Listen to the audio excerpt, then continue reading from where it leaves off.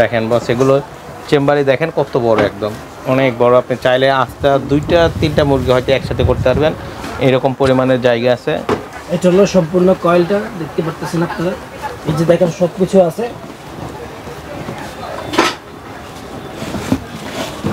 আর এই যে এটা হচ্ছে মুখভর্ত পাত্রটা।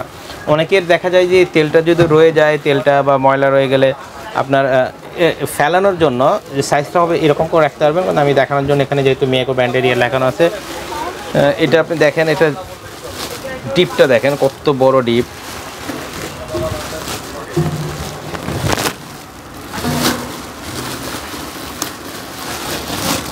একদম ইনটেক পলি করা, কোনো দিক থেকে কাটা নাই, তাই না? এটা আমরা খুলি দেখেন, একদম ফুল 100% এসএস, 100% এসএসের একটি চেম্বার থাকতেছে আপনার। এটা 4 ফুট গ্রেডের একটা এসএসের পাতিল থাকতেছে।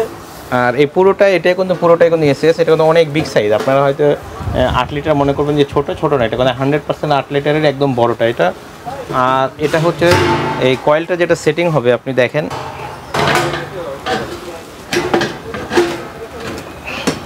এই যে এটা একদম সেটিং হবে। আর আপনি দেখেন এখানে এমন একটা সিস্টেম করা আছে যাতে আপনার যদি চান যে কয়েলে কেউ হাত লাগবে, এরকম হাত লাগবে না।